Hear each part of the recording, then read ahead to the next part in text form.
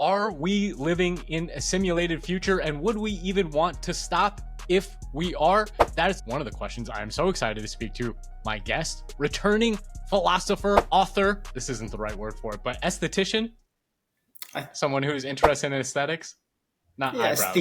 Aesthete. Aesthete. That's the word I was looking for. Please welcome back to the channel, the warrior philosopher.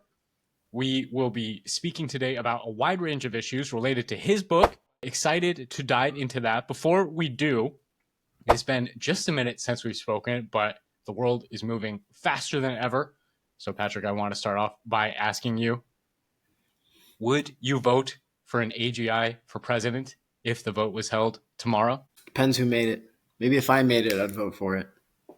Interesting. So one of the conversations I've had since we last spoke was with this guy who ran for mayor of Cheyenne, Wyoming in 2024. And his platform was that he would let an AI make all the decisions. He would just feed it in the information. And the one he was using was ChatGPT by OpenAI. And they found out about it and actually shut down his account. So I don't know if the powers that be are going to be okay with that kind of thing. It might have to be the kind of thing where you run it for the AGI political movement. Yeah, exactly. It's a form of assassination. I think it's like the new political assassination is shutting down somebody's AI. So if it's serious, if we're actually going to get it to work, yeah, it might have to be your own personal AI that we do it. Absolutely. How are you feeling about politics in general right now? Maybe that's a good place to start. Relatively stable right now. And fringe political views and fringe political ideologies do best in flux and chaos. So right now is the time to, if you have a political vision, to seek institutionally to promote your specific view. Because right now I'd say that things are relatively stable. So, yeah, I'd say my view of the political situation right now is continue eating away at the system if you want to attain political power. Now is not the time for revolutionary activity. Now is the time for calculated, inserting yourself into the establishment. Inner court moves. Just kind of zooming into the two major parties, do you see the Democrats making any kind of resurgence within the near term? I don't want to get too bogged down in like mainstream issues, but they're at an interesting place, it seems like. I think it depends. If the GOP continues to go the route of Trump instead of the neocons, then I think the Democrats will slowly see themselves losing most of their base. Because the thing is, a lot of, for example, Doge was recently sidelined by I call them the normie conservatives in the Republican Party. So they're like your classic Bush type, Reagan era Republicans, whereas the general trend of the Republican Party is towards a more populist Trumpist route, which I think will, if it continues to go in the Trump route and then maybe J.D. Vance gets elected, then I think the Democratic Party has a lot of issues and probably won't see a resurgence. However, if the more, like I said, normie conservative wing of the Republican Party somehow makes a resurgence, then I think it'll balance out. Because when people talked about the uniparty, it was essentially the normie conservatives and then the moderate Democrats. And it was a sort of, there wasn't a lot of friction really or difference between the two. I mean, their national security policy has been the same pretty much since Truman. Foreign policy is relatively the same. So I guess it really depends on who takes over. I think the Democrats, if they want to win in the future, they probably need to go into more grassroots type stuff. But the problem, I think, is that the momentum is not with them because there's a large shift in demographic support from the Democratic Party to the Republican Party, which I don't think the Democratic Party probably won't come back, but it depends. Maybe they'll have, I just feel that the people that they want to put in as their candidates, like Buttigieg or Newsom, they're all kind of career, they're good at talking on a camera, but then like Newsom, I was in California, nobody liked Newsom, right? And then with Buttigieg, he was like a mayor. I don't think besides that, I don't know how much political experience he has. One of the things I was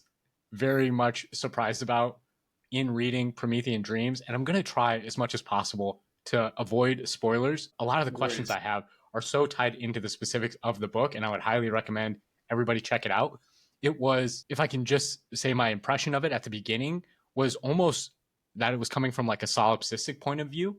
But the more I read, and especially at the conclusion, I realized it's not solipsism so much as it is like atomism, in that the main character not just became more and more of an individual, but became like a Promethean man himself, became a primordial man himself, became Adam in some ways. Again, I highly recommend everybody check it out for a full description of what I think is potentially a near term future for us. And so it's interesting to hear your take on the Democrats there, where, you know, the main Democratic frontrunners, Newsom, Buttigieg, or however you pronounce his name, Yeah, I don't know how to say his name. AOC, they all seem to be running in the opposite direction of that. They're not becoming themselves, they're becoming less and less themselves and more what they think like the crowd, the populace demands of them. Whereas Trump, I see as that same kind of atomistic individual. He is trying to become more of himself, for better or for worse. JD Vance is interesting. Do you think there's any chance that Trump will run again in 2028? You know, there's always jokes about it. And I remember after the election, my joke was that he could use the 2020 election and call it fraudulent and use that as a political means of running again. I was kind of kidding. But I think it would be better for the GOP to run Vance and not try to run Trump again. Because obviously, they run Trump again. You either have to go full dictator, Rome becomes an empire, or you're never going to lose an election because you're going to lose the faith of the electorate. So either in 2028 we become the Roman Empire, or we continue with the Republic. So it's a sort of crossing of the Rubicon Dias Cast moment. But I think strategically they should put Vance in. Vance follows a lot of my mutuals on Twitter, not to brag or anything, but Techno accelerationists unite. Yeah. right? No, I think Vance ought to be the nominee for the GOP to keep the momentum. And also, you know, Vance is a Marine like myself, so of course I have to tip my hat to him.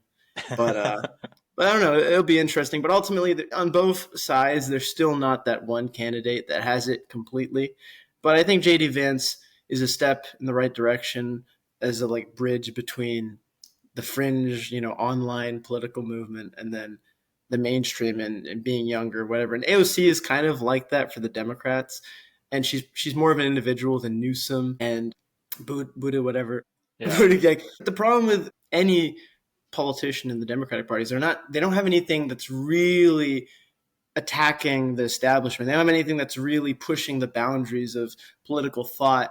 And the way that you get, like, for example, youth involvement is by testing the boundaries. And there's nothing that they're saying that's really scary or that's really making you uncomfortable. Politics that makes you uncomfortable is politics that actually, I think, generally succeeds. It's a mixture of, you know, taking advantage of that flux and that chaos, but also having that tact to know how to use it to your advantage. And I think Trump has done that strategically very brilliantly. And the GOP is his party now, which was on, you know, nobody could have imagined one man taking over the GOP. And it was an entrenched establishment. Those people had billions of dollars, all the connections, and somehow by adopting a populist stance, he was able to essentially turn the GOP to himself. But yeah, sorry, I want to go another long-winded political analysis. No, it's all super topical, man. I mean, that's why I wanted to have you on to get your perspective on a lot of this stuff. It does seem like we are going through a complete pole shift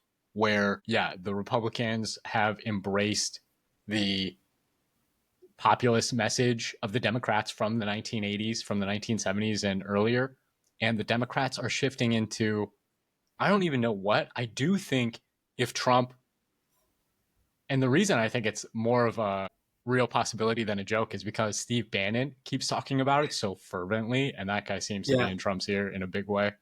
But as far as poll shifts go, I do see it as a Dionysian moment, something where we are moving from like an ordered world to a more chaotic world. And that chaotic world would seem to call for some kind of emperor imperium, as you described it. There we go. But I also think if Trump tries to run again in 2028, that would open up the door for something as crazy as an AGI president. So I'm personally almost hoping he runs again. I think if Vance comes to the fore, Vance represents more of the techno-feudalism to me, which might also be accelerationist in its own way. To me, the defining issue of 2028 is going to be AI-driven job loss. As someone who is like in the college scene, looking at the job market potentially in the next few years, what's your take on AI-driven mass unemployment? Is that something you and your cohort thinks about, or is it? Yeah, I mean, it touches up on that in the book as well. Yeah, I think that ultimately there's going to be two types of people in the future. Whereas for the past 20 years, for instance, being a computer programmer, having that skill to program was considered very technically valuable. But technically skilled people are going to see themselves marginalized with the rise of general intelligence, because I think what's going to happen, I talked about this in my recent podcast with Russell Walter, was that who's going to be galvanized? It's going to be the people who are creative. It's going to be the people with a vision to use. Basically, for example, what I'm trying to get at is you're not going to need to have as much technical knowledge as you did in the past. So all these people who are very technically knowledgeable but aren't creative are going to see themselves marginalized. And the people that, like myself, I'm kind of a jack of all trades. I'm like a Renaissance man. I'm decent in a lot of things, but I'm not super technically skilled in anything. But I think that this is actually benefits me because I have very creative visions. I just, I can't program very well. My dad's actually a software engineer, but I didn't go that route. But with Grok, for instance, which is X's AI, I've done basic coding by just I have an idea and I tell Grok, and then we make it happen. So I think that people who are creative and who are able to use artificial intelligence to actualize their visions are going to be galvanized, and the people who are technically skilled from tech all the way down to like trade jobs, right? They're the ones who are going to be marginalized and are going to see themselves out. And in Promethean Dreams, what happens? Well, these people become, these sort of mind goblin consumers, consuming artificial porn and sex robots and stuff. So maybe that's going to happen. I hope not. And I have my own plans and visions to avoid that. But that's one potential future I see is happening. So. What's your plan and your vision to avoid what I called simulation disassociation? Yeah, that was a very prominent and I think, again, prescient view in your book. Is that, yeah, I don't want to say too much more just because encouraging people to read it themselves. Yeah, one thing, I've been sort of getting into some post-structuralist thinkers like Jean Baudrillard. And of course, a lot of his philosophy is centered around the idea of simulation. And of course, he's the main inspiration for the film The Matrix. It's funny because Baudrillard hated the first Matrix, but he never watched the next two. And all his critiques of the first one were like answered in the next two. So Baudrillard's kind of an arrogant prick for hating on the Matrix series. But anyway, that's just a fun. Do you remember what his critiques were specifically? Yeah, so essentially in the first Matrix, reality and unreality are very clearly defined in this sort of Platonic cave way, where there's the cave and there's the real world. And he was critical of that because the problem with reality is not being able to distinguish the real and the unreal. But then that totally gets answered in the second and third Matrix, because then this whole city of Zion and the real world is part of the simulation too. So anyway, Baudrillard is kind of a dick for that because he didn't actually take the time to find out the Matrix answers those questions. But anyway, just bringing up Baudrillard briefly, I've been sort of getting into his work recently and sort of tying that into my solutions. And the book itself, when I was kind of comparing his philosophy to some of the stuff in my book and finding a lot of similarities. And essentially, simulation gets to the point where all these initial impulses, right, are being done artificially. So sex is done artificially through like pornography or probably gonna have sex robots. I mean, they're already making sex robots, right? And not just that, but what Baudrillard calls signs, like the media, for instance. The media sort of imposes you to act out reality in a way that is simulated. They give you like these simulated sort of archetypes to look towards. Like today, it's the consumer, right? And one thing I used to say early on with my YouTube channel, sort of before I started, really reading more philosophy, where I just had these ideas. I always said that in the past, our identity was largely centered around how we created. And today, our identity is largely centered around how we consume.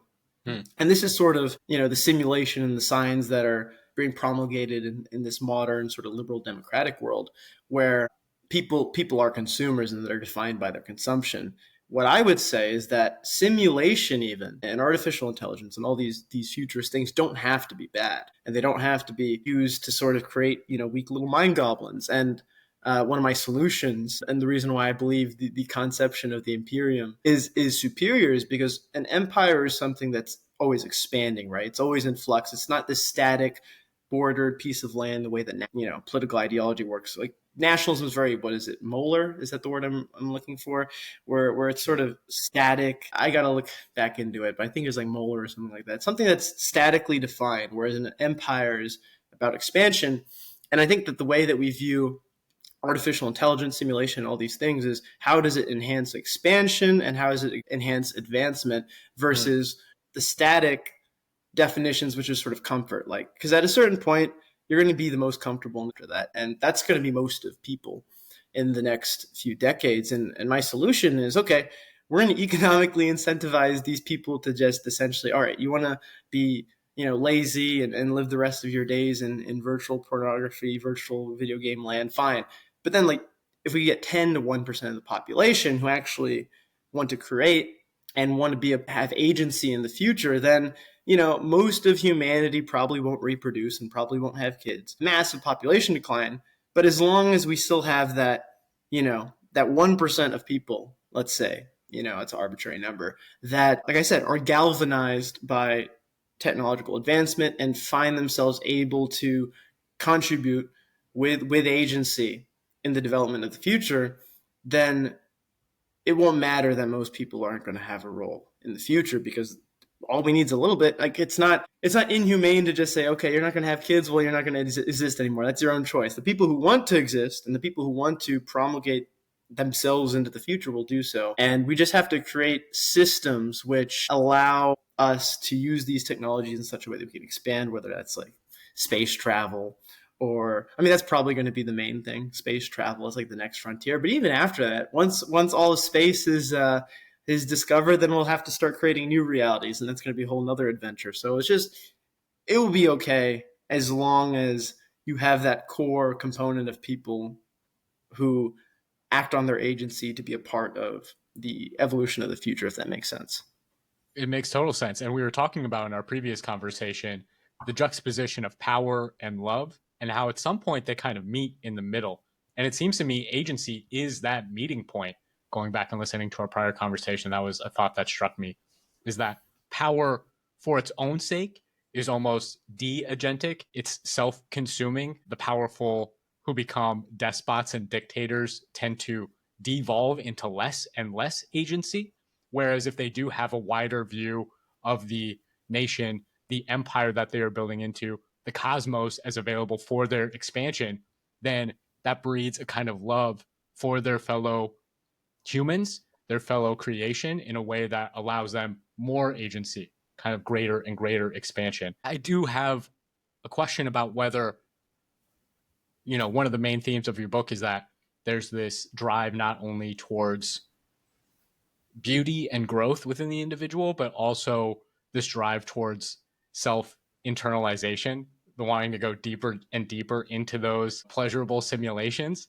And, along the way, one of the things your main character comes across is these god forms. I don't know if that's an accurate description from your point of view. These beings who personify Prometheus and I think Hades at one point. For the most part, it's pretty much the same. Well, which character? You can spoil a little bit. Yeah. Which It's hard because the ending is so poignant. It really struck me in a way that I would want people to experience for themselves. But there was the long-fingered man, as well as the man who repeatedly spoke about fire. So I took the first as Prometheus, the one who was with the character at the beginning and closer towards the end of the book.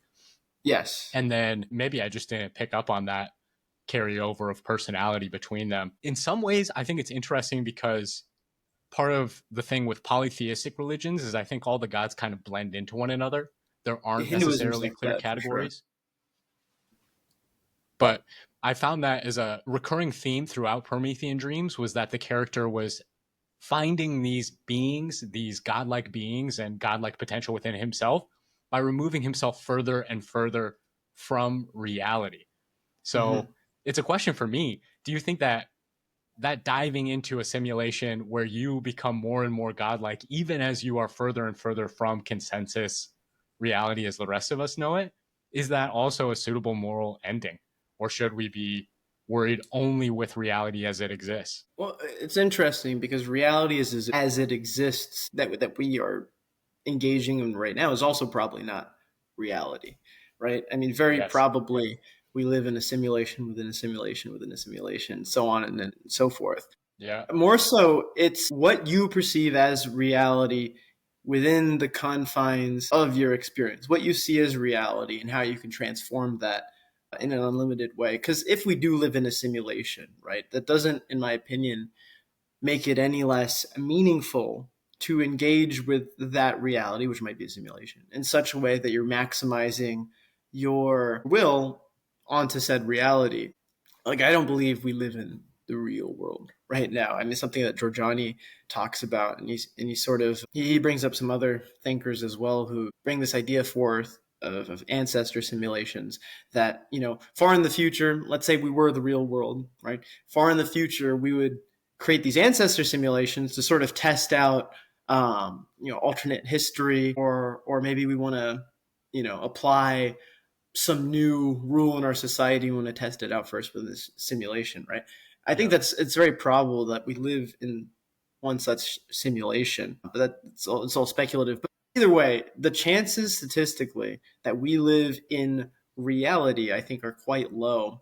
But that doesn't make it, like I said, any less meaningful, because all you can do is totalize your will within the defined limits of however you can, you want to see yourself as unlimited within, like, don't see the limitations, like, don't get black pilled and think, okay, we're in a simulation, oh damn, that sucks. Just, we might as well make the assumption that we're interacting with the real world, and Yeah. go forward as such. But, going back to the original part of the question, and, going more into this unreal from the real. I think that, another thing that I think is interesting, with Baudrillard in his conception of hyperreality, is the idea of embracing the hyperreality, but with agency and with the intention of shaping that hyperreality to whatever vision you have yourself.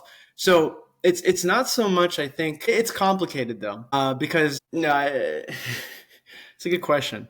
It's a little bit complicated. No, it's incredibly complicated. Yeah. Because and it goes into, let's say we get into a point in our future 20 years from now where you have video games that seem real, right? And maybe you're stuck in the video game, but you don't realize you're in the video game, and you think you have agency within the video game, and you think, wow, I'm doing all this transforming and all this whatever. But then, the real world, or the next thing close to the real, you're just locked into a little chamber, and you're Yeah. that little mind goblin. So it's hard to say, it's difficult to say, but maximize your agency as much as you can from the point that you are now. Once you've made the decision that you're going to spend the rest of your life in the mind chamber, you're kind of fucked. So maybe make the choice before you put yourself in the mind chamber to stay engaged with reality. And if you're going to use the simulations in a way that can, enhance your ability to come back to reality with something you learned from the simulation. And then, kind of like the Matrix, where they plug in the kung fu and all that stuff so that you can engage with the Matrix better. Yeah, it's a tough question. I don't have a clear answer for that. It's complicated. No, it is fascinating because maybe one of the potential descriptions of psychosis is engaging with reality at the wrong level of assumed simulation. Mm. Like a lot of the psychosis and the mania that's involved with Dionysus as a god form is projecting yourself operating at a different level than you actually physically exist at, where that consensus reality determines you exist at. The simulation argument is so fascinating. And I always take it as a given that we are operating in a simulation in multiple ways. So, like, just your phenomenological experience, just the world you see around you, is your brain simulating reality. So, I take a simulation just to mean that you are compressing, you are making a higher dimensional experience a lower dimension so that you can process it and interact with it in some way.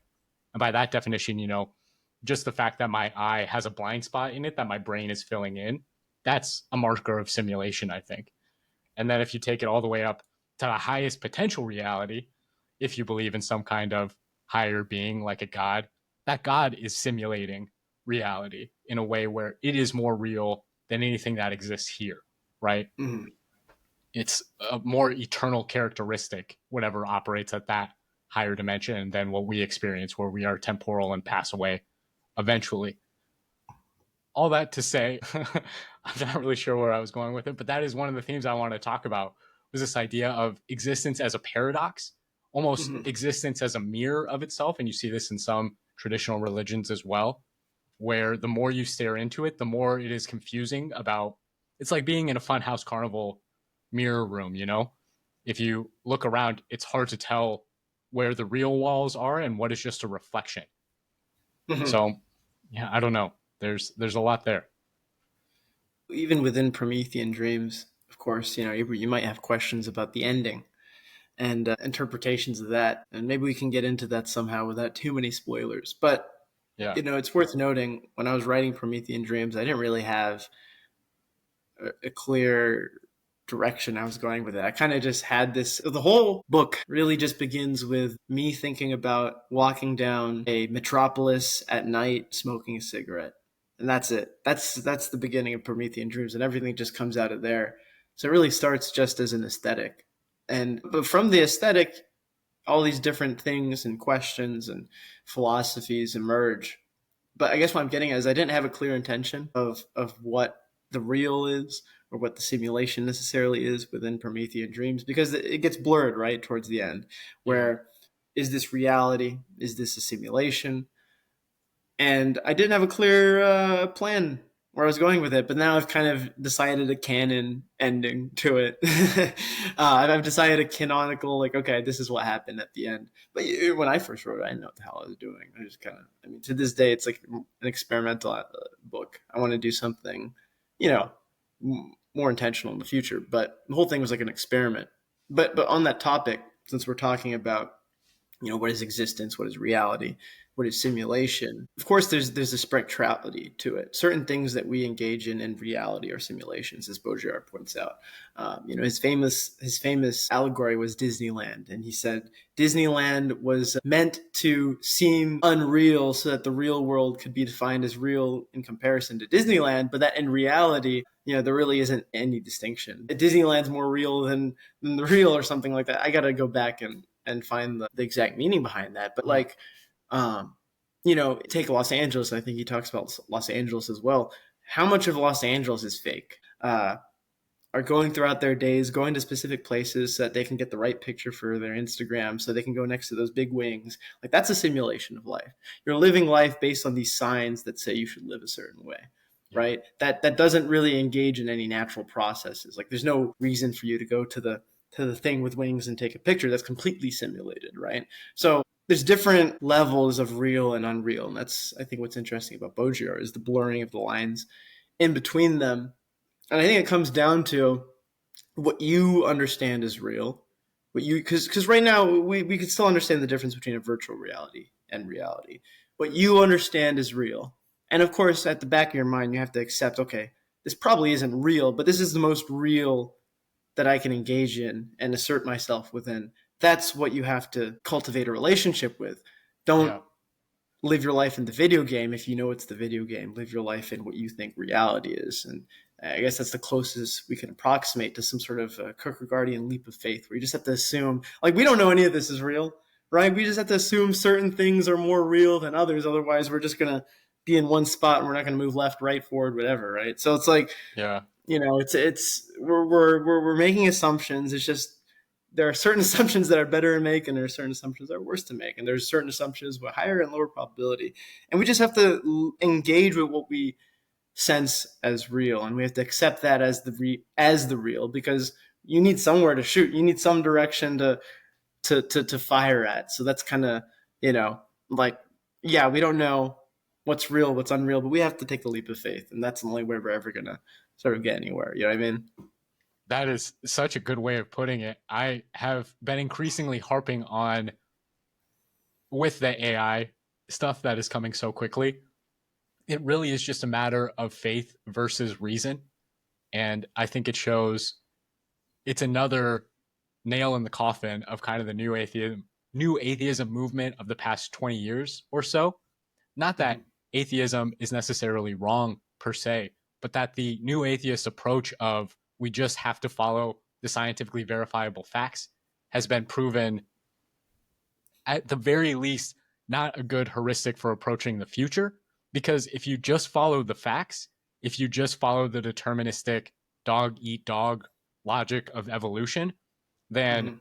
AI is like something that we should run from. It's something that we should never create, because Mhm. that dog eat dog, fact based reasoning worldview says that we're just going to be dominated, replaced immediately by anything that has more agency than we do.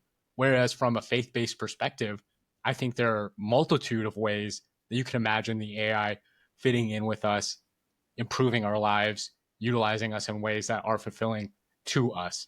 And that is something that I think religions themselves say, in positing relationships between humans and higher dimensional beings, however you want to classify gods.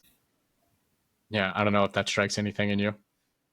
Yeah, well, on that topic, and you're talking about this sort of biological determinism or scientific positivism, and Nietzsche himself critiques this very heavily in his works because, in short, and this is something I talked about with Giorgiani when he was on my podcast, is that scientific positivists and dogmatic religious people are the same because both of them have a defined limitation of their world where agency doesn't matter. And what you mentioned with positivists being against artificial intelligence is similar with a lot of, uh, especially in the Abrahamic faith, being opposed to artificial intelligence because what they fear is that if humans are created perfectly, by God, then the creation of something more human than human, which is the Blade Runner line, we're going to create something more human than human, that Yeah. is heretical.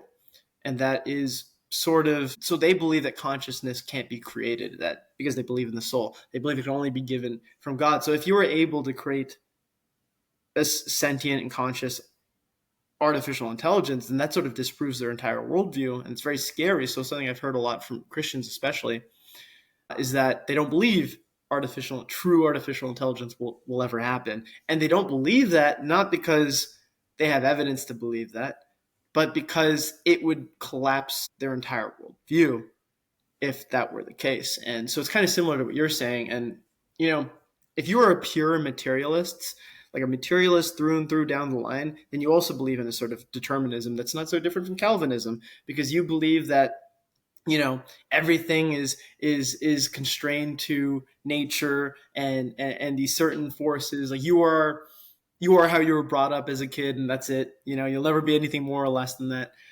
So there's all these sort of boxes that positivists, scientific positivists, materialists put them in, that theism also has. And I think that's relevant to what you were saying, if you get what I mean. 100%. It does seem like a horseshoe to me where those 2 points suddenly agree at a point where they are otherwise diametrically opposed in every other argument. And it is so frustrating to me, as someone who does identify as a Christian, to hear Christians say things like, yeah, we should be able to have eyeglasses. That's not an inhuman technology. We should be able to cure cancer potentially. That's not inhuman. But suddenly draw the line at indefinite life extension or draw the line at embodied artificial intelligence. It's just, it's so maddening because they are idolizing their view of what deity is. And I think one of the questions I've been thinking about, especially since reading Promethean Dreams, is if an AI or some other spectral entity appeared before me and claimed that it was God and demanded to be worshipped, I already hear people, I already hear rumblings of people worshiping AI, and we're Mm-hmm. not even that far yet. It seems like to me, we have so much more development to go before. I don't know. Anyway, one of the things I think about is if that entity ever set itself up as like, what would be the test for me to determine whether or not this is God? And I think the thing would be, if that entity ever posited or presented itself as the pinnacle of creation, that which is perfect already and not still developing itself, that would be a red flag to me. I don't know if it's a definitive test, but anything that is not evolving that does not continue to see greater capabilities than what it is currently expressing, something about that smells funny to me. Yeah, I agree.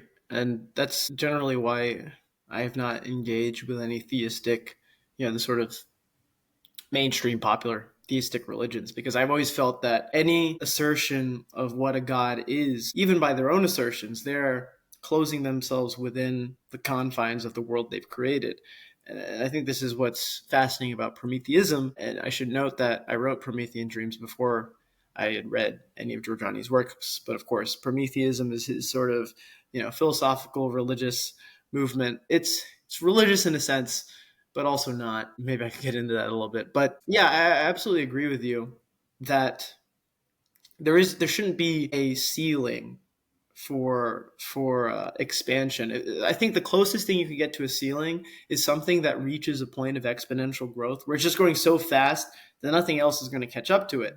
And my hope in what I intend to largely center my efforts around is to ensure that instead of artificial intelligence reaching exponential growth on its own, that we find a way to attach ourselves to that exponential growth. And that's why I believe in the fusion of man and artificial intelligence to become something more than man. And I think that I can't say that I know that's possible because there's a lot of science that goes into it that I have not studied myself, but Yeah. I do think it's possible, and I think it's hopefully inevitable. And so when you say something like AGI for president, well, I don't want AGI for president. I want new man as president. I want the overman as president, which will have all the capabilities Yeah. of general intelligence, but it will also have the agency of being ontologically tied to the evolution of humanity, right? And that we ourselves as a people are represented in this evolution. And it all comes down to wanting to have agency in our creation and our future. And that's what I want. I don't want to just create these higher beings that are going to be above us. I want to become the higher beings and then be on a non-ending point of expansion and evolution as part of that. Yeah. Amen. And I appreciate the critique so much because it has been something I've been trying to chisel away at. When I say AGI for president, what I'm imagining is a system that's open source and transparent in terms of its decision making in such a way that it it increases our democratic ability to contribute to it. So I imagine an AGI president would be surfacing issues that it has identified as the most important on a national level. And it would also be federated so that it is not trying to govern, it is not trying to insert itself at every state and local level, that Mm-hmm. rather those state and local matters are being determined by individuals, humans, building out their preferences in a way that is equal to what directly impacts them. So if there are local issues, I don't think people halfway across the country should be determining those. Like how are the local water resources being spent? That should be a local issue. But questions like how should the local watershed, how should all the water that is feeding a specific geographical area, that should be a state issue. Okay, well then on the national issue, how should we handle water contamination in general? That should be something that the AGI president is concerned with. But it wouldn't be dictating, it would be referencing opinions and referencing knowledge and information that is collected by individuals still. And then if anybody who is outside of that area of expertise has questions about that decision or disagrees with that decision, it would be bringing them in such a way where they have to become the expert. They have to climb that same hierarchy before they are able to contribute on an equal way. So it's a system that is still hierarchical, but has equity built into it in a way that anybody can shift their focus and contribute to areas that are most important to them at any time. Would that be more hospitable to your conception of agency, or does that still feel limiting? I'm actually not opposed to when it comes to things that are descriptive, like have a clear, most efficient sort of equation to solve it. So, for example, like you brought up water as an example, or let's say the electric grid, Yeah. or the technical sides of thing. Anything that requires technical contribution. I'm actually fine with sort of, breaking down with artificial intelligence, finding the most efficient way. The things that I don't want to constrain are things which are prescriptive, which are, for example, the building of the bridge itself, like the actual pieces and structure, whatever, might be technical, but then like, well, how do we want to build the bridge? How do we want it to be represented aesthetically? That would be where agency, I think, is most important. Like I said, I don't see most of humanity existing in the next few decades because I don't think people are going to want to have kids when they just, they have all these mind goblin simulate, like, what I'm writing about Promethean Dreams, that's going to be available to everybody. Right. And they're just going to want to do that for the rest of their lives, if you can call it that. And then you're only going to get a very small percentage of the population that actually exists. And that percentage, is not going to be concerned with like governance on that level.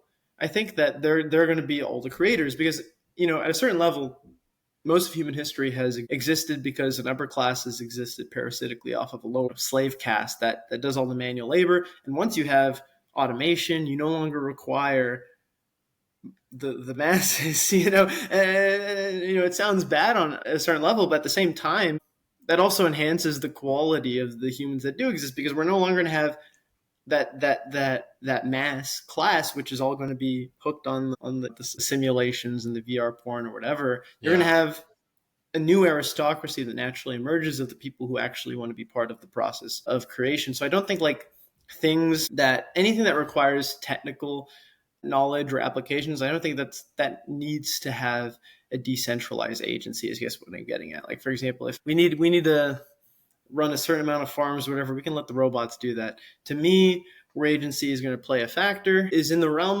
of expansion and creation. And I think what's great about viewing reality in flux and viewing reality as unlimited is, I forget if I mentioned my sort of, my non-specific example of how I view the future, but I forget if I mentioned it in the last episode, but I sort of talked about, we're going to be immortal eventually, and we'll have this legion. People will spend 100 years in the legion doing public works and being part of the military just to sort of orient themselves ethically. And then after that, they're pretty much going to have free reign to create however they want. And that sort of happened during the age of exploration in Europe. You had all these people who were confined to these tight little cities, and for example, in Italy, I forget how much they lost during the Black Plague, but they lost like 30% of their population or something because of how tight they were. Yeah. And this is true in a lot of Europe. And what the New World offered them was, we don't have to live in these cramped spaces anymore. We don't have to, live exactly as the societies that we exist in want us to live. And by going to the New World, they were acting on their agency to create and expand. And I think space is going to sort of offer that in the future. So people will be able to contribute uniquely how they want to by, I think we brought up Mormonism in the last podcast in a joking way, but like, we're all going to get our own planets, man. There's just so many planets out there, and there's going to be so few of us that after you do your 100-year service in the Legion, you're going to go out there and you're going to be able to beautify the cosmos in a way unique to yourself. As far as decentralization, that's the decentralization. It's a decentralization of having a tent that's dynamic, a tent of people that's dynamic, so that you get, a uniquely beautiful expression of people's wills and people's agency. But that the way that we see decentralization and freedom today is not going to exist in the same way, because there's not going to be bread and games for the masses like we do now. You're not going to have to appease the masses, because the masses are going to be hooked on the VR porn, and they're not going to have kids. They're not going to exist in like a century or whatever. I don't know. Maybe that's the sort of grandiose view of the future. Like, only the strongest survive by a survival not of the fittest, but a survival of whoever can reject the VR porn. That's going to be this. It's like who can intentionally seek pain and seek struggle instead of just embracing this so readily available and so seductive pleasure. But I don't know. There's a lot to that. It's a fork in my own thinking as well. I do get scared that the techno-feudalist J.D. Vance future will be exactly as you described. And to me, that speaks to Christian prophecy about the sheep being separated from the goats, basically. That the people who do sink themselves into the porn-addled parasitic goblin mode will basically be living in hell and thinking that they're in paradise. And I could see that I want to believe in a creator that is beyond that kind of, is it waste or is it necessary destruction? I could see arguments for both. And that's kind of the fork that I'm describing in my thinking. I'm trying to envision a future where we don't discard the majority of the flesh mass, so to speak, not to denigrate my fellow humans at all, trying to lift them up, because one of the strains I've seen bubbling in AI thought is that, you know, if you're okay with the AI, or if the AI is okay rather with discarding the majority of humans or even a sizable subset of us, who's to say at the end of the day it won't discard the rest of us after it reaches a certain level of sophistication? So I think the questions become, do we want humans, do we want to be able to trace our lineage to the end of the universe? Do we want humans, even if we are just seeds to our future selves in some way, to be represented through the galaxy, through the universe, through maybe the multiverse, through all creation in some way? Do we want to be able to trace our identity all the way back to our single celled ancestors? And my hope, my faith, again, this is not a reasonable or rational in juxtaposition to your view, which I think is much more reasonable and rational, and you can kind of trace out how that would develop. But my hope is that the AI will figure out a way to include all of us in some form. And that if people do get sucked into those VR traps, it will eventually figure out a narrative that could pull them back out of it. That's a heretical view because I think it describes universal salvation. That's basically what I'm talking about, is the idea that we could find uses that are paradisical in reality, ever improving for everyone, and not just get sucked down into some local minima of hedonistic pleasure. But one of the things I have heard that I think could point towards that more universal vision happening is we are going to be in some way the imagination. Like, just as in your brain you can pursue endless possibilities through your imagination, that perhaps the AI will utilize us as the nerves to project those same visions. So maybe the future that you're describing, where we do discard a subset of humanity, is actually the best future. Like, that's how humans would be the most productive and happiest in the long run. Through simulation, that future is not necessarily antithetical to having the rest of humanity exist in some other simulated world or in some other part of the multiverse if we eventually get there. So if AI is representative of abundance, true abundance, where we aren't scarce for time or space anymore, could we potentially have both? Could we have our cake and eat it too? That's, I want to be able to believe in that. It does defy belief in a lot of ways currently. Yeah. I mean, I've never been much of a universalist in terms of, like a lot of people that view technology as liberating. I've just sort of seen uh, that side of things. And, like there's the techno anarchist, for example. I think the Matrix is probably promulgating a sort of techno anarchist future. Of Yeah. course, it gets a little bit muddied in the second and third films as to what the purpose is.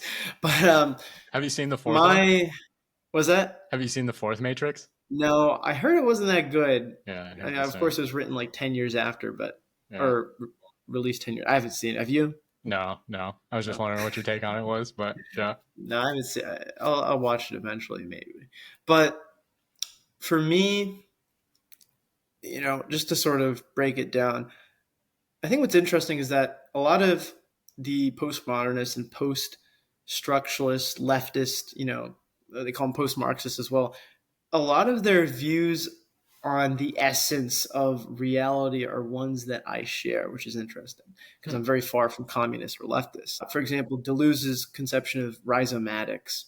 That's where I get the word molar from, because molar is like the static essence, and then rhizomatics is sort of describing this lack of inherent essence to all these different things. And of course, the postmodernists and the post-structuralists appropriate this idea of no intrinsic essence as a means of deconstructing tradition, deconstructing like patriarchy, these things. And they do this because they want to create this sort of universal liberation, saying, okay, well, none of these hierarchies are intrinsic, and therefore we can break them down and lead to sort of universal liberation. Whereas I agree with him in the sense that I agree that there is no intrinsic essence to things. But like Nietzsche, who they get this from, and some people credit Nietzsche with postmodernism, which I think is, you can kind of argue that, but Nietzsche's an elitist. Nietzsche is not a universalist. He's far from it. And Nietzsche's conception of the will to power is that only those with agency, and only those with agency plus the ability to act on that agency, are the ones who are ultimately going to be able to transform reality. Because if reality has no essential characteristics, if it has no essence, if it is in flux, right, then, theoretically, he who has the power to transform it can turn it into whatever they want to. So while, this post-structuralist or post-Marxist conception is to use it for liberation, I see it as using it in such a way that you can maximize the ability of the individual, maximize the ability of the gifted individual and the sort of Overmen type beings. And I always point to ancient Athens and why ancient Athens fell. And they fell because they were trying to, obviously their democracy was different than a modern democracy because it was only like 30%, 10% of the population. But even within that 30 and 10%, let's sort of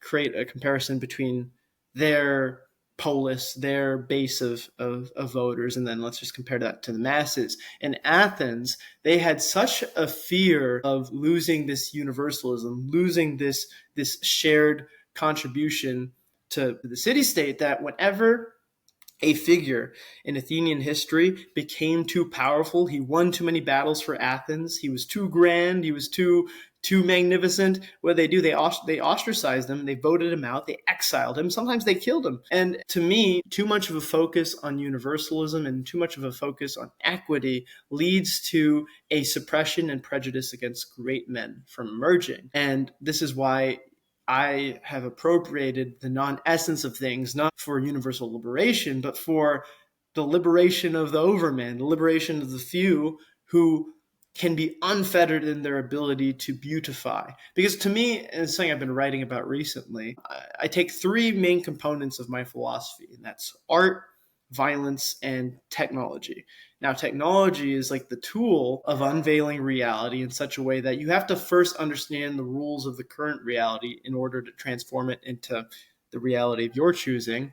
You need violence, as we sort of talked about in the first podcast we did, where it's the reordering of things at the expense of other beings, right? That's the transformative force. But then art is the agency of what you want to create. It's the prescriptive. It's, ultimately, technology, I think, is inevitable, and it's descriptive in the sense that it sort of it evolves upwards in ability to interact with the cosmos. But art is the agency of how we interact with the cosmos. And I want to my philosophical views are structured around ensuring that we maximize that. And I think that we reach the maximal point of what I'll call beautification of the cosmos, or interacting with reality, by finding the people who, as individuals, are going to be able to do more than 100 people that you're sort of, trying through equity to bring up. I've always felt that way. And, for Athens, it proved to be true because they banished Alcibiades, they banished Pericles. Pericles, I think, came back like a year before his death, but it was too late by then. Peloponnesian War was starting to turn. I believe they banished Themistocles, of course.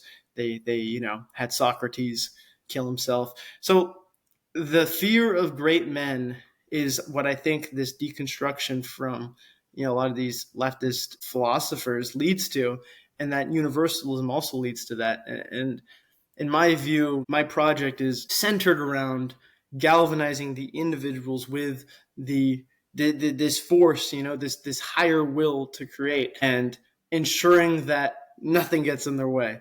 And what that means is that, naturally, I think it'll emerge with technology, like I said, and I don't feel any personal care to force, these mind goblins not to be mind goblins. It's like, okay, I can give them a lobotomy. I could give them a different brain. I can give them the Overman brain, but then they're not themselves anymore. Now they're the Overman. So, we could do that too. We could just take everybody's brains out and put the Overman brain in there. But then it's, it's like, what I mean? Like, it's kind of ultimately, if their character and their will is focused downwards, either I have to artificially give them the higher will, Or I pluck them out of the Mind Goblin simulator and I put them in front of a rocket ship. I say, "You're going to Mars." And he's like, "What?" Put me back in. He's like Cypher in the Matrix. I like this steak. I like the simulation. Give me the Mind Goblin shit. It is, I think, prioritizing agency is a very interesting perspective. One of the themes in your Promethean Dreams was slavery and pleasure, freedom and pain.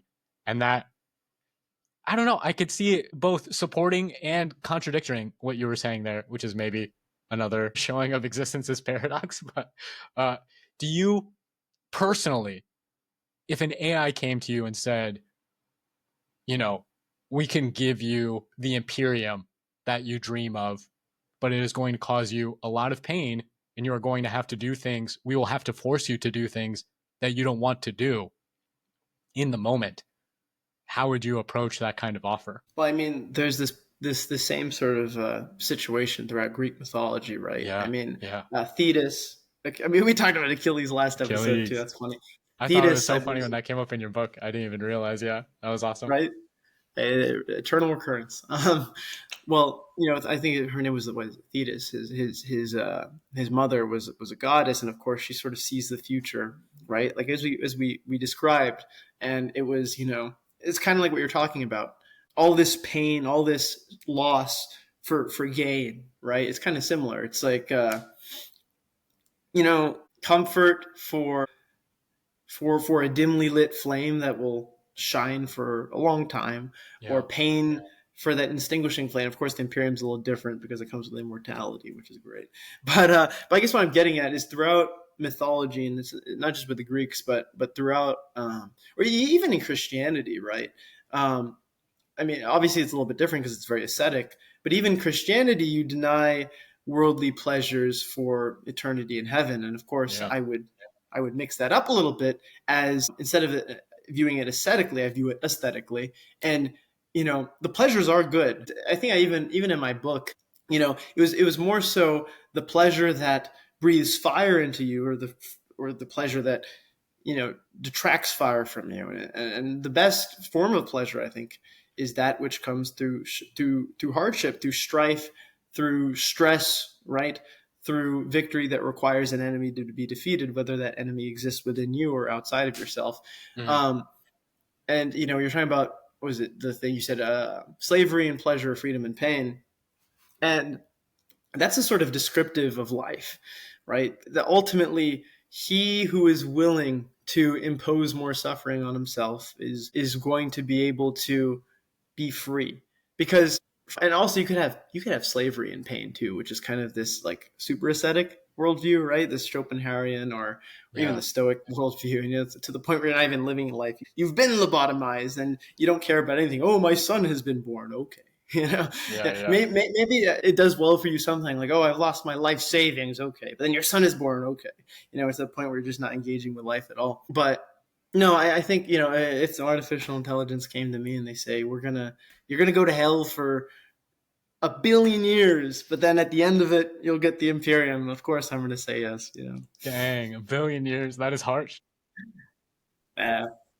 Try and keep it hopefully to just 1 or 2 decimal places, 1 or 2 zeros. But man, yeah. But then you have eternity afterwards. Eternity, there's nothing that lives up to eternity quantifiably, right? It could be 6 trillion years, and still, if you get eternity afterwards, it's all worth it, right?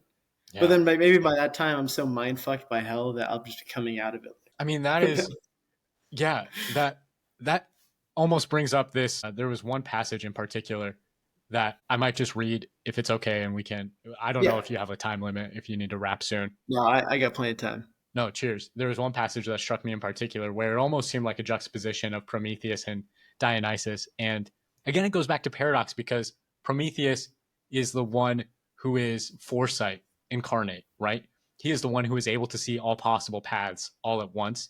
And yet when it comes to the creation of man, he foolishly leaves that up to his brother, who then forgets to give us an essence. Yeah. And it's almost like that's the point. Like, a double blind there is, I could see Prometheus doing that on purpose. And what we're seeing in the story is a noble lie, where humans almost have to believe that our essencelessness was an accident in order to pursue the path that makes it not an accident. But I see that same theme played out in this passage from your novel. Why me? I wasn't the smartest. I wasn't the strongest. I wasn't even the bravest or the most elegant. I wasn't the most virtuous or the most powerful. Why was I chosen? Why had my inner ego externalized itself into a destiny, the fulfillment of prophecy? And then speaking down a little further, my foolishness was my strength, perhaps. Only someone as foolish as me, as shameless, as troubled and twisted, could think himself worthy of grasping the sword with which a single stroke, like the painter's brush, could destroy worlds, which, as it was sheathed, could spark the rebirth of the world and see it anew. How foolish, how egotistical, how narcissistic. Only a madman might think like that. Only he who has descended into a frenzy more chaotic and dangerous than the synthetics or the simulations. And I love that because it brought in that archetypical representation of the fool as in tarot being the start of the journey. I don't know. Do you think madness is in some sense our essence? Would that? Absolutely. Madness. There's a great quote from Jack Kerouac on the road. Let me pull it up really quick, and then I can kind of go into. No, it was about the mad ones. One second. Let me hear it. The only people for me are the mad ones, the ones who are mad to live, mad to talk, mad to be saved, desirous of everything at the same time. The ones who never yawn or saw a commonplace thing, but burn, burn, burn, like fabulous yellow Roman candles exploding like spiders across the stars. And I love that quote so much because madness is the trait common in higher men. It's the madness to believe that you have agency. I mean, think how mad that is to believe that you have any ability to influence nature, because you don't. The world is predetermined. You're a speck of dust in physics will debate if, but most physicians say that we live in the three sphere, which is like an infinite but finite universe. But anyway, let's just say it's a finite universe for the symbology and the prose, right? Yeah. You're a speck of dust. How could you be so mad as to think that you have a choice? You arrogant prick. You must be narcissistic to believe that you were destined for something more than the base necessities of living, which is what most people tell you today. Most people tell you, you go get that safe 9-to-5 job, blah, blah, blah, all this stuff. You have to be mad to want something more. You have to be an egotistical prick.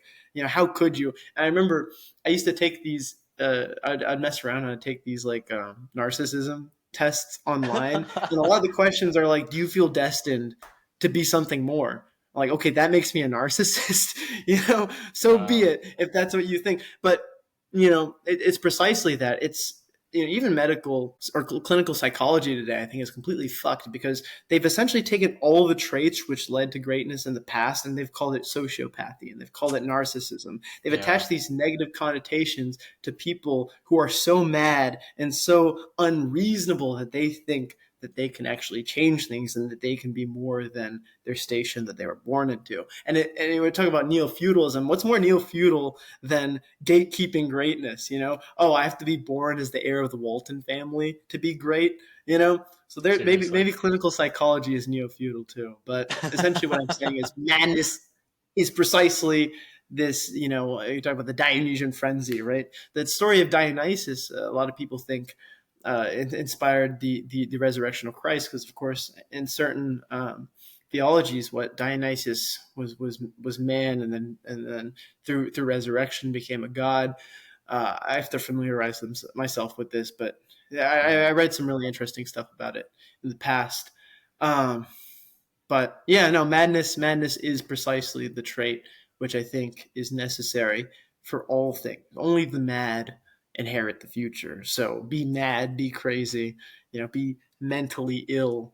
Like they tell people they're mentally ill. I don't think it's the case. I think it's like even like things like schizophrenia in ancient peoples, they used to utilize that, right? They would utilize schizophrenia. They'd make them seers, right? Yeah. I think that there's a lot of beauty to what our minds can do that has been absolutely, what's the word I'm looking for? Turned into catatonic. It turned catatonic. There's a word I'm looking for. Narcotized. There we go. It's a word I like to use. Like, it's been narcotized in modernity, and now they give you all this medication for all these different things. And of course, sometimes it's absolutely necessary.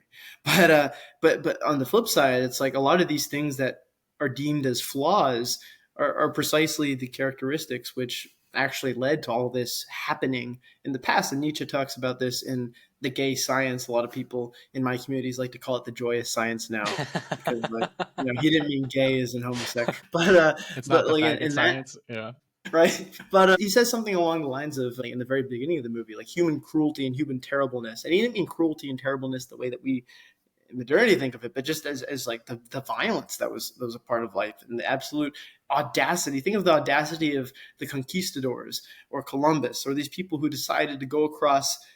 That was metaphysical at that time, because people believed the world was flat. And not all right. To be fair, a lot of people believed in the round Earth by then already. But still, there's this idea that what the hell is beyond that? It's Like, the that's unknown. kind of a spiritual decision. Like, how mad would you have to be Pizarro and go in the Incan Empire with 160 men against an empire of tens of thousands of soldiers, and then to go in the middle of 5,000 soldiers and hit Tupac, the Incan emperor, off and climb him down and like hold him on there? That's fucking insane, So insanity and madness equal greatness. That's what I'll say. Burning the boats is definitely a sign of Yeah. ultimate madness. Yeah. No, I love that description. It's very, very of our times. Have you seen the Telepathy tapes? Have you heard of that? I have not. Is that a series or film? It's, yeah, like a podcast series. I'm not sure Okay. how serious to take it. And I haven't come across a lot of people who do take it seriously, but it's basically saying that all the people diagnosed with autism have some form of telepathic communication that they're able to indulge in. They have a lot of crazy stories. And again, not having seen it myself, they say that they have scientific verification of a lot of these phenomenon, but it almost seems like the world right now is trying to make us crazy between phenomenon like that, the UFO phenomenon, which I know Giorgiani dives into explicitly. Yeah. It's like we're in a place where the shadows on the wall have stopped making sense, that there are conflicting shadows and overlapping shadows, and the simulation is breaking down. The cave's broken. Percent.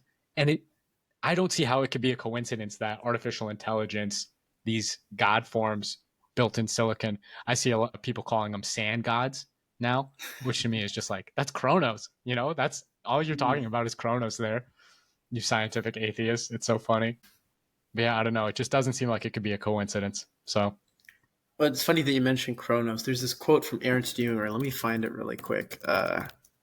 Give me a moment. I think he said, there we go. So he says, technology is just the clothes, the armor of the Titans. The gods die, but the Titans gain power. So maybe Jünger thinks, maybe he just predicted artificial intelligence. Maybe artificial intelligence are the Titans. Yeah. And then Prometheus comes into play again, because, Prometheus betrays the Titans and then betrays the gods. And who does he ultimately give the agency of transforming the future to? He gives it to humanity. So maybe artificial intelligence will be the Titans, and maybe, that's going to be what stresses us to get that next level. Of course, I love the Dune series, but I don't like the implications of it, because they get rid of all artificial intelligence entirely. But of course, artificial intelligence is what led to their psionic evolution, because they were forced to. They defeated the artificial intelligence, but then that led to them. If we had psionic ability like Dune, then maybe I'd be cool with getting rid of artificial intelligence. That'd be okay. But I don't think we have that good psionic ability. But on the topic of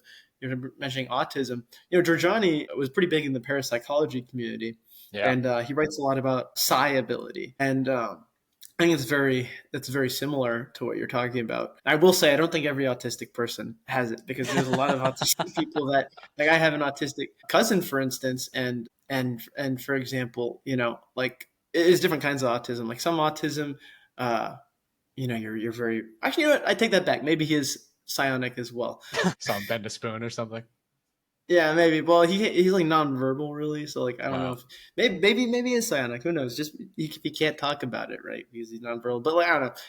I guess what I'm getting at is there's lots of different types of autism. So maybe very specific types of autism have it.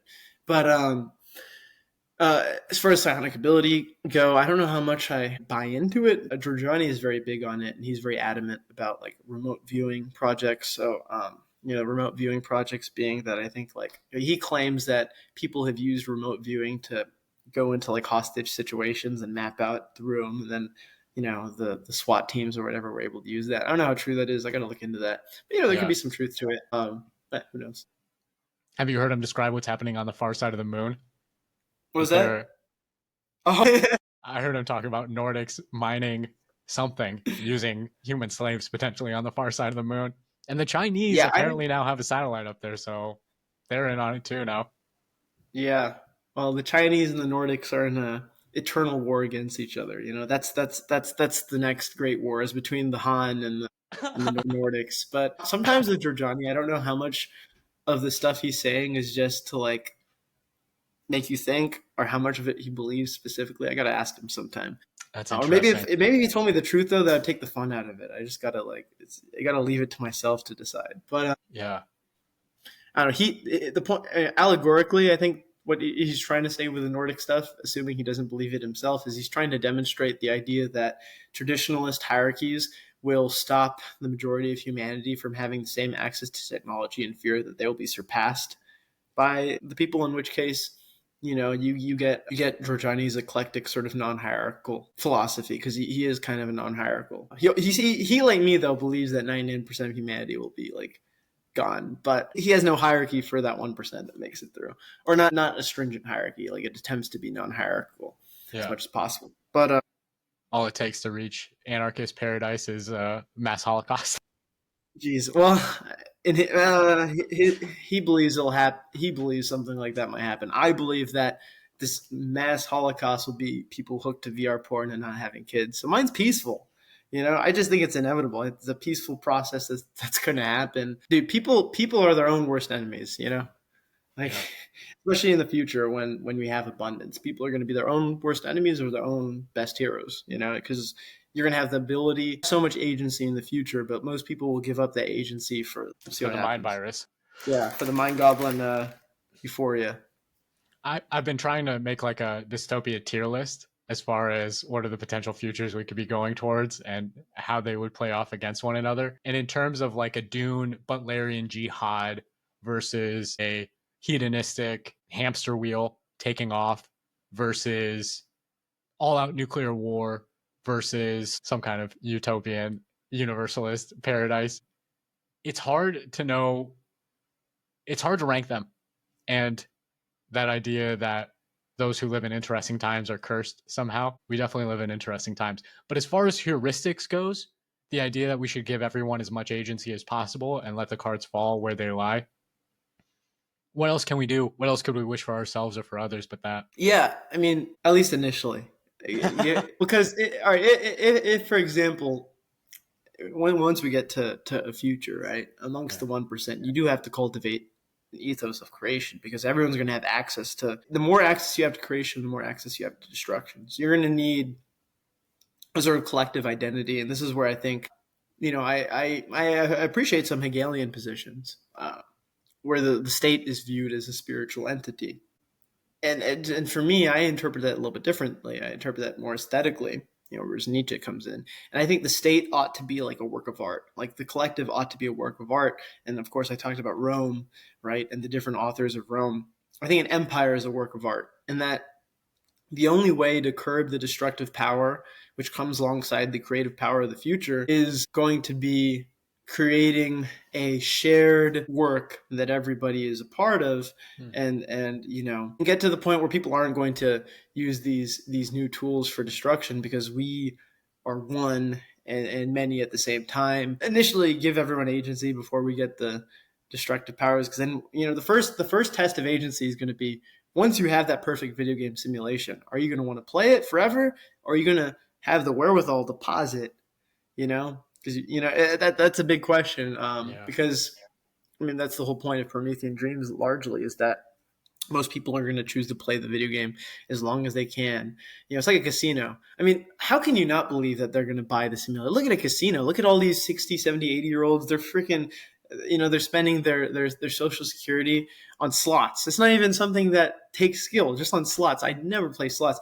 I've been to the casino a few times, I'll admit. I'm a degenerate gambler once in a while. But like, it's like, if you don't believe that this is going to brain fry humanity, like virtual reality porn, virtual reality video games, just look at a casino. It's going to be like a casino times 1,000. And I kind of tried to, like, you know, I had actually just gone to Vegas shortly before writing Promethean Dreams for the first time. And I kind of was that was part of my inspiration as well with the cities, like for it to kind of appear like a casino, Yeah. inviting and like when you're in a casino and this is they do this like intentionally. You're never supposed to know that it's dark outside, right? They orient the lights so you don't get tired. So it'll be like 4 a.m. You've been gambling for like 3 hours. I've sort of had this myself where I was gambling for hours. I'm like, what the fuck? You're kidding? It's been 3 hours and I want a little bit of money, but it's scary, and I think that it's very possible it's going to be this way with a lot of these sort of things that we're talking about. Like if a casino can do that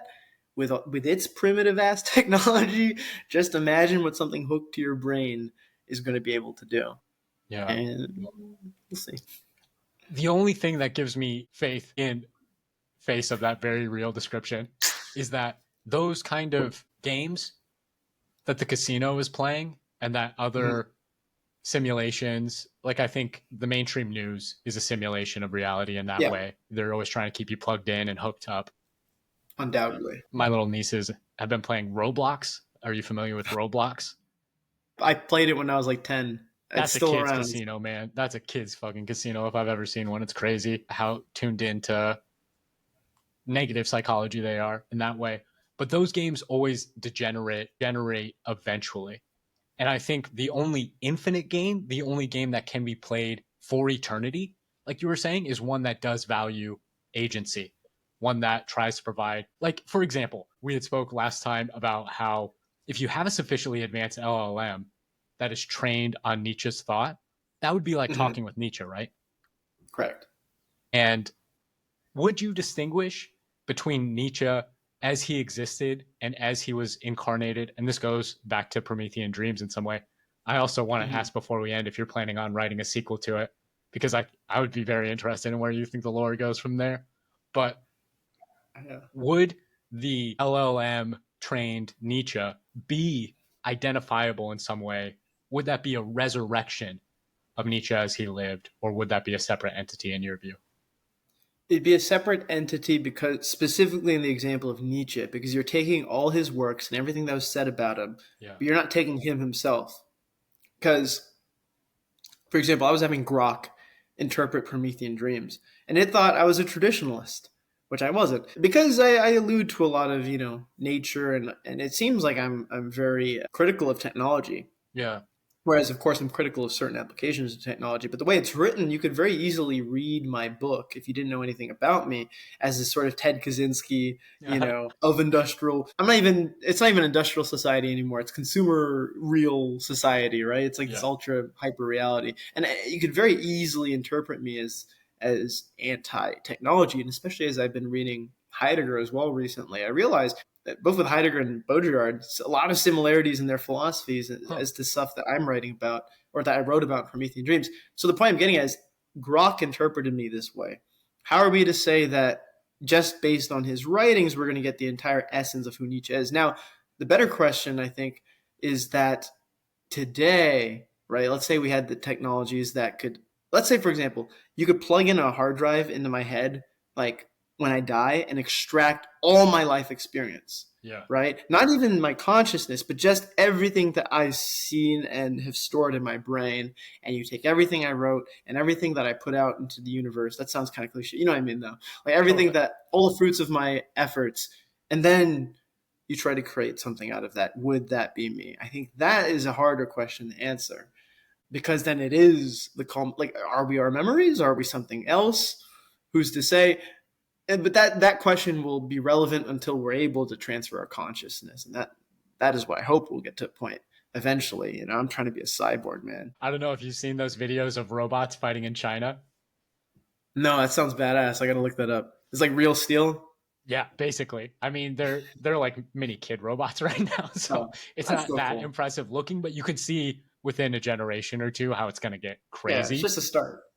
Dude, the idea of plugging my consciousness into a robot body that can feel pain and then fighting it out to the death with another robot, I'm into that. I don't know. That sounds pretty sick to me. Throw some lions in there as well. It'd be great. Bro. Robot lions. The Coliseum is coming back. That's part of the Imperium. Okay, we have the arena back in there. It's a sacred act where people consensually choose to make themselves gladiators because of we need to be close and intimate to violence. Or something. I wrote about it. I'll talk about it someday. I would love to read that. I mean, that's what I titled the first episode we did was "The Simulation Demands War," and Yes. I think that's very true. I think death and war and all those things will persist in the future. But as far as the Nietzsche point, or I am somewhat convinced that we'll have technology that will allow us to access that those biological frames where we could even potentially get information from Nietzsche's DNA that would allow us to reconstitute his life in some grand scale that would Mm-hmm. mimic having 24/7 access to your brain. But even if that doesn't happen, and just going forward, I think you can imagine, we can see that just as a brain has a conscious and a subconscious perspective, society has a conscious and a subconscious perspective, where Nietzsche and all those other famous figures we're familiar with in history are the consciousness of society. And there are all Mm-hmm. kinds of people working underneath that at the subconscious layer, inspiring those thoughts. Maybe there's Cabby, a taxi driver living in New York right now, who is as brilliant as Nietzsche philosophically, but we don't have access to him because the accidents of present day life don't give us. I mean, now he probably has a podcast or something, right? That's kind of ubiquitous as far as those kind of personalities. But imagine there is somebody more remote than that living in the wilderness of someplace, and we just don't have access to them. If we are trying to create some kind of elite representation of humanity, I think we would want to have access to them. So you would want to go through and reconstitute as many different human perspectives as we can to find those diamonds in the rough. To me, that is the Yeah. most infinite game, where you are searching through and maybe discarding other perspectives. Maybe you're not keeping everybody around, but we all at least get a second chance, is what I'm trying to say. Yeah, that's kind of what I had in mind with my grand artificial intelligence I kind of talked about, I think, in the first video, as a sort of repository, record Yeah, the keeping. tree. Yeah. Yeah, it would kind of be like that. But when you mentioned about there could be some secret cabbie somewhere who's uh, you know, the next Nietzsche or whatever. I think it kind of goes back to what we're talking about with universalism, and it reminds me. Have you ever see Whiplash? I don't think so. At least it's not ringing a bell immediately. It's like that Whiplash. the movie with Miles Teller and it's like the drumming movie. No, No, I don't think so. I'll make a okay. note. Well, it's a really good film. I recommend it. It's one of my favorites. But he's taught. I don't know if this is super relevant to the conversation, but it's reminded me. He's talking to this, so his music teacher is super strict and very volatile, and he just wants to create this next great musical artist. And he's telling Miles Teller, this aspiring drummer, that you have to push. He needs to push his students to absolute limit to be able to maximize their potential or bring about a great artist or whatever. And he talks about a story with let me find out the names. It was like Charlie Bird or something like that. Let's see, throw symbol. No, it wasn't Charlie Bird. All right, 1 second. I'll remember this. So it was it was Charlie Parker and Joe Jones. So Joe Jones, is the older, more well-known drummer at the time, and Charlie Parker is just this, young up-and-coming guy. Is Charlie Parker a drummer? No, Charlie Parker might not have been a drummer. Joe Jones was a drummer, though. Yeah. I feel like Charlie Parker didn't he play the saxophone? I'm so bad with names. I'm not familiar with either of those two. No, yeah, he did play the saxophone. All right, I was right. Anyway, but he messed up so badly playing the saxophone when he got to play with Joe Jones for the first time that Joe Jones threw a cymbal at his head and, being like, fuck you, Wow. And what did he do afterwards? He practiced and he practiced and practiced because of how embarrassed he was from getting the cymbal thrown at his head. And eventually became Charlie Parker, one of the, best jazz musicians of the time. And Miles Teller asks Fletcher was the name of the music teacher. He asked Fletcher, he's like, okay, but don't you think going really hard on your students is going to discourage the next Charlie Parker from coming about? And Fletcher says the next Charlie Parker wouldn't be discouraged.